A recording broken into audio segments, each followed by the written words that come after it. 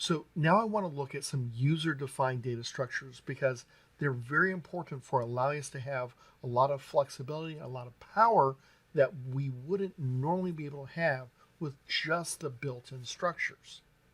Mainly, we're going to use them for organizing and grouping related pieces of information together. Now, in some simpler languages like C, you have a struct. And we can see a struct here where we have gamer info. And I have just made this as a basic struct. We have three integers that are all part of it, essentially properties, if you would. And you can see how it works here.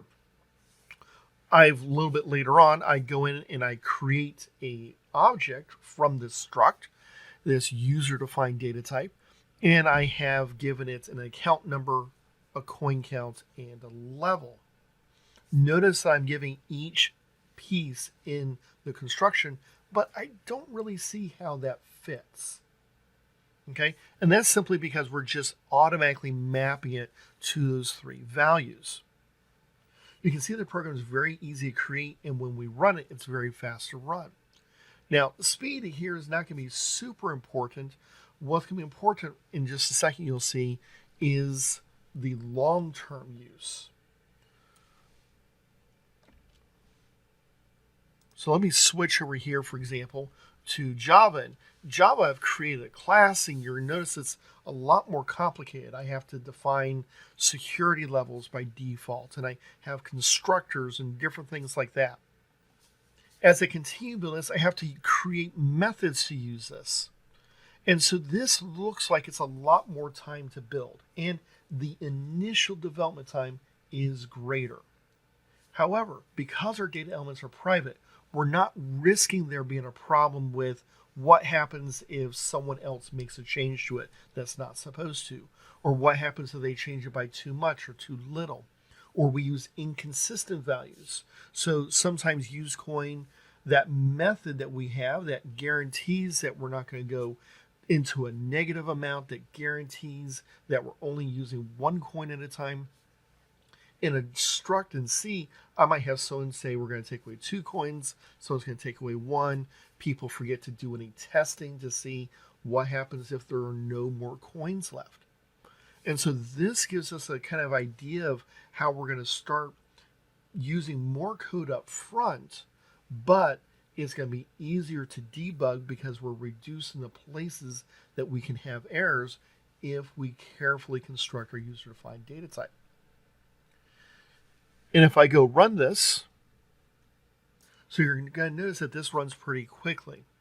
You're going to notice that there's not a big difference between the C version, or C++ if you would, or the Java. So we can expect there's a little bit of performance degradation when we use object-oriented coding, somewhere in the 5, 10, maybe 15%. But in most cases, it's a negligible amount given the power of our current computing systems. What we need to focus on is quicker time to market because we're not having to spend as much time debugging.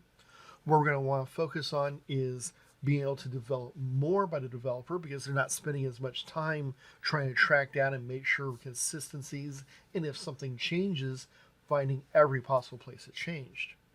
So there's a lot of advantages to using user-defined data type as a class instead of as a struct if it's allowed. The big difference between the class and the struct, because C++ has classes but still supports the structs for backwards compatibility, is that a class allows us to have methods that we can use that's going to allow us to act upon our attributes that we have inside of our class.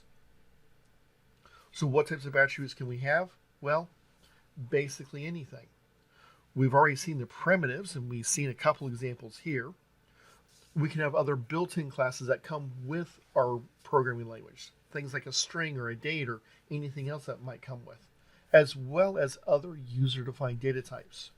So we have no limits to what we can create with our own user-defined data type, and that's where the real power comes in with our application.